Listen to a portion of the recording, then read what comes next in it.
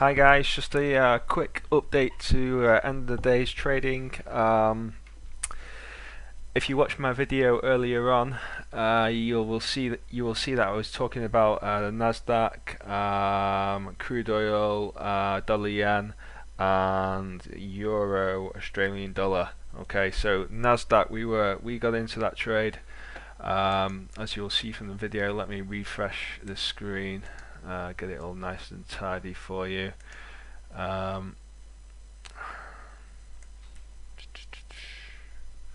So Nasdaq, let me just pull on, where's the finished trade on there? There we go. Okay, so Nasdaq, we sold the Nasdaq at 4217 as planned. It was a touch trade, worked out nicely. Like I said, with all the indices, they were already to drop. That happened. I managed to get, I think I got 2 to 1. Did I get 2 to 1 on this? Yeah, I got 2 reward to 1 risk on this, so that works out nicely. Oil. If you've watched my previous videos, you will see that I actually highlighted this area to go short, and it worked absolutely perfectly. And guess what? I didn't take it. Reason being, I was already in a few trades. I didn't want to overexpose myself. What I actually was waiting for was some double PA. So you see there, we got the bear engulf. It was actually resting on top of this support, which made me think, well, perhaps we should wait until we get underneath and then come back and retest it. Unfortunately, that didn't happen. It just flew away, but at least my analysis was right. So yeah, sometimes trades setups occur. We don't get a chance to take advantage of them, but that's just part of trading. It's better for me to let it go than to end up, selling halfway down the swing and then having price come up and catch me out. I want to keep my risk to a minimum and my reward to a maximum. Dollar yen. Still in dollar yen. That's another trade that I called as I was taking it. In fact, I must stress that's what I do with all my trades. I will always, as I take the trade, I'll post it on Twitter. Still in the sell. Perhaps this might come back to break even, because if we look at the monthly chart, we are at these lows.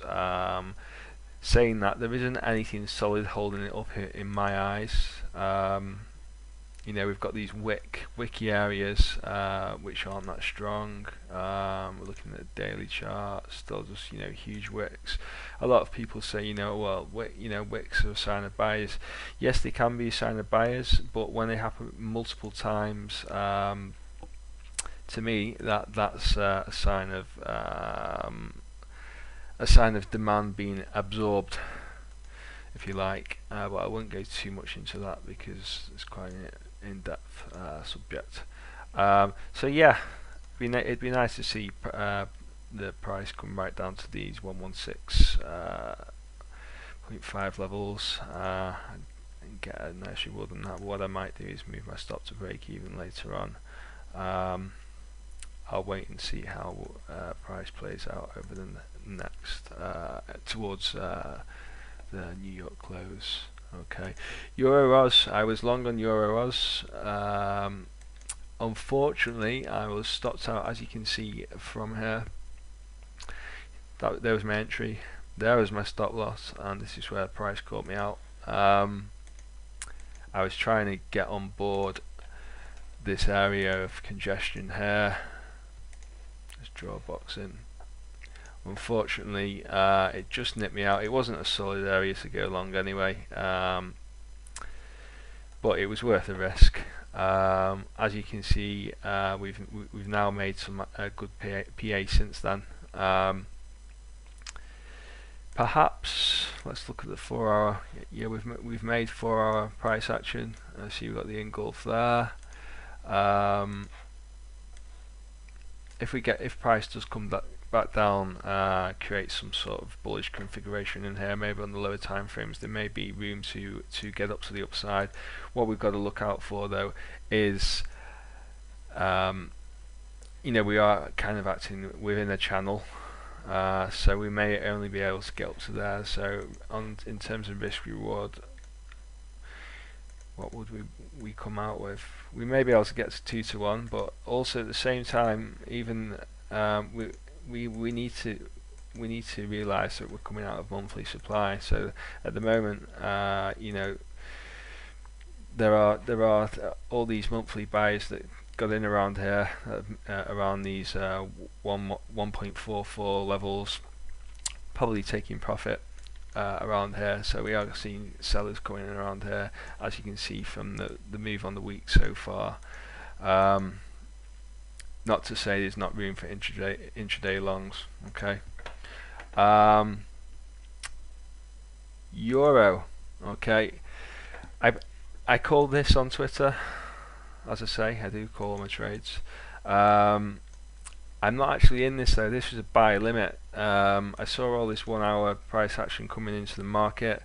After this candle formed, I was hoping for a pullback to the 1.0886 level. Unfortunately, that didn't happen.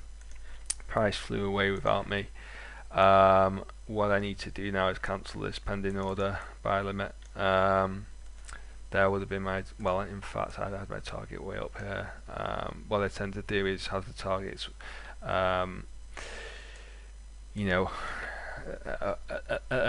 ballpark level, if you like. Watch how price moves, how vigorous it is, and then adjust it to something more realistic as I see the price unfold. So perhaps around here would be where I would be taking profit. 4-hour, we've got a great move out of there.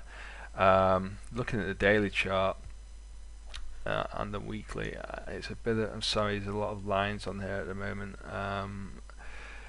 Looking at the weekly and the daily, I do think there's room to come up to the 1.108 area. It does seem that we are breaking out of this channel now. We are yet to prove that. There's a lot of wicks up here, which is absorption of that supply. So yes, we could get up here. Perhaps if we get a move down, let's see how price unfolds tomorrow. Perhaps we can get long, but I wouldn't like to go long now off this. It's moved far too much. We see price come back down there, and I will reevaluate tomorrow whether I want to get long on euro. Other than that, I have a swing trade that I'm holding on the pound kiwi, which I called on Sunday. At the moment, it's reacting at this weekly demand area. Okay. Might have to get stops to break even soon. We could see a bounce up here. Like I've mentioned previously, I want to see price come down into these areas. Let me just get rid of these lines, and I will explain quickly what I'm looking at. A lot of material you'll see on the that's available on the internet and books talks about harmonics in the market. So I think they call this the ABCD pattern. So usually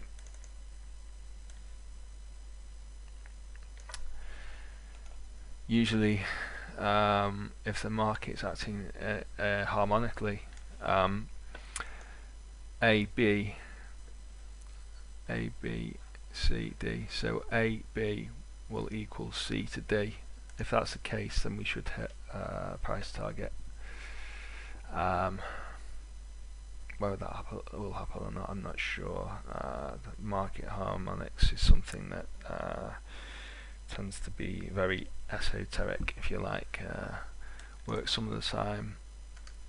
So a lot of the time it doesn't work.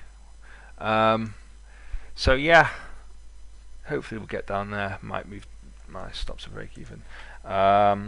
Other than that, nothing at the moment. What I will do is I'll probably do another analysis later for the day ahead tomorrow. See if we can get in on plan some trades ahead, which is always a good move if you want to make money in this business. Looking at the market tomorrow in terms of news, we've got a lot of news, a lot of pound stuff coming out in the morning. Nothing too important, really. What have we got here? Glen Carpenter, no. The important news is the Canadian stuff. Okay, so they're going to be talking about the monetary policy. So they'll be mentioning interest rates, that sort of thing. And then they'll be talking about their overnight rate. They'll be releasing their overnight rate as well, which is the forecast is for it to become slightly lower. Okay, and also there's a press conference. Okay, so there's a lot of Canadian stuff going on tomorrow. The dollar CAD's actually approaching monthly highs. Let's have a quick look at the dollar CAD chart, if I can find it. I don't know why it doesn't show up in majors on here. It's very strange. UCAD chart window. There we go. Sorry, it's not approaching highs, but it's approaching a level of support resistance. And I would imagine that we will get a reaction tomorrow. We might get a move up to 1.4711. Okay, I think we'll get some movement up to their reaction, and then we'll see what happens from there. It's 200 pips away, 200 points. Other than that, this is my page, Price Monkey. I'd like you to follow me, watch my videos, share my videos, share my Twitter page, and hopefully I can help you with your trading. I'm a supply and demand price action trader. I've been doing this for 6 years. I feel like I know what I'm talking about. So last thing, I have to stress that all views are expressed and not to be taken as trading calls or advice. They're for educational purposes only. Okay. Cheers, guys. I'll be doing an update later for tomorrow's analysis.